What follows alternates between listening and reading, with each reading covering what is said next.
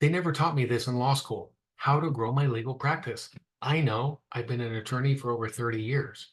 I practice in California, nationally and internationally, with several of the world's top consulting companies providing legal services with KPMG and Ernst& Young.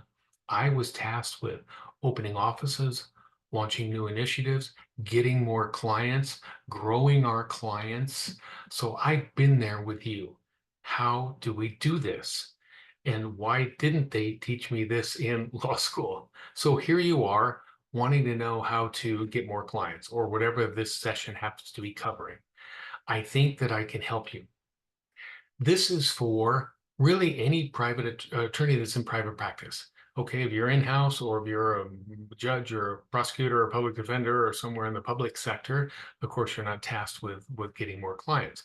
But if you're a solo practitioner or a small firm, medium firm, you're in a larger firm, and you're tasked with getting more clients, creating more revenue, then this is going to be directly beneficial for you.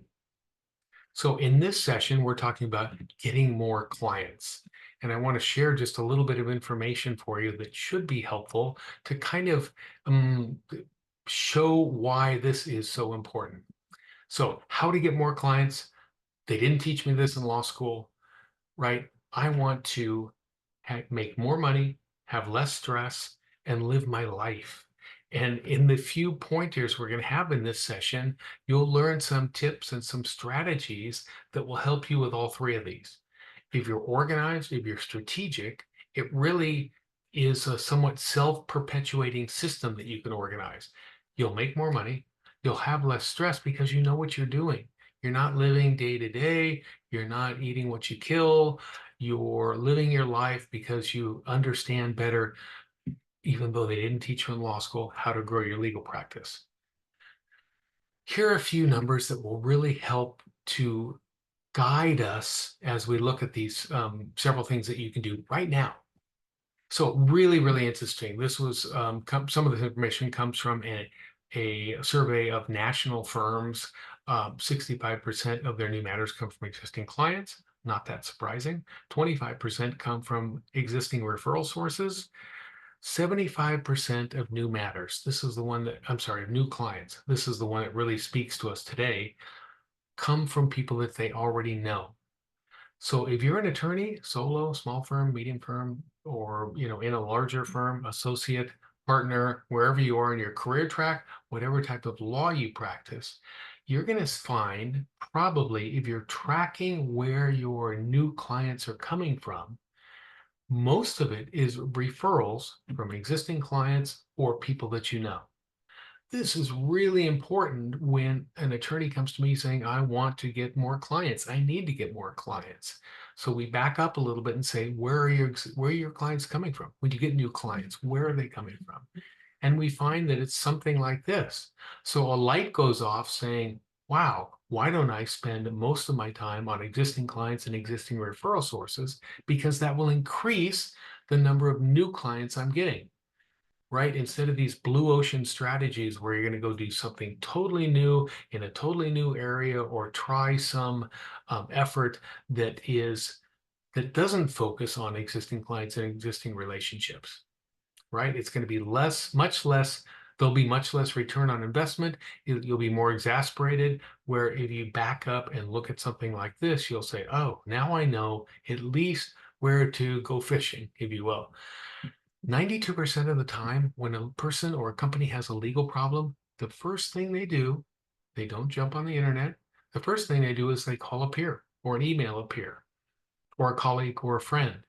Hey, we have this issue on this real estate development. We can't get our zoning uh, or our permits approved, whatever it happens to be. It's a tax issue. It's an estates and trust issue. Whatever type of law you practice, your potential clients, if they have an issue, the first thing they do is reach out to somebody that they know. So let's hope that that's your client and hope that you're taking good care of your existing clients who then say, call, here's who we used, here's what the outcome was. I suggest you call them. 92% of the time, that's the highest rated factor when deciding on hiring an attorney, a referral from a peer or a colleague. That's huge. 65% of the time, as you see there, when they do hire, or I'm sorry, reach out to you, they have already decided to hire you 65% of the time. So I think going through these and owning this information can be really helpful for you. Really, we are in the law, the practice of law, the business of law is all about relationships, referrals, and repeat business. Like we saw before, uh, 65, 90% of new matters come from people we already know and existing clients. 75% of new clients come from existing clients or referral sources. So really, relationships, referrals, repeat business, if you're focusing on this, you'll definitely have a leg up on your competition. You'll have less stress. You'll make more money. You'll be able to live your life. In the larger session that I do, and let me back out of this for a sec. In the larger session that I do on building client relationships and also on the business plan for attorneys, I counsel and advise you to focus for the first year that you're doing this on 3 existing clients, 3 existing referral sources, and possibly 3 new clients that come through efforts with those first 2 categories. When we're talking goal setting, when we're talking about where to spend your time, where to be most efficient, time is your most precious commodity. How do I do this, Doug? How do I do this efficiently? How can I be successful with the efforts that I put forward in growing my legal practice? Because they didn't teach me that in law school. 3 existing clients, which should be your focus, 3 existing referral sources. And from that, or in addition to that, I want to target 3 new clients. They might be, I don't know anybody there. I just know that this is a client that I want to have. Or it might be through better client care, through being more engaged with my referral networks, those 3 new clients come through those efforts. Again, very basic information for you. There's an ebook offer at the end of this that I hope you subscribe or reach out and sign up for that. It's around 20 pages. My gift to you. It's really helpful when you're talking about growing your legal practice. So when we work on how do I organize this? What are the efforts that I do? Again, I'm trying to give you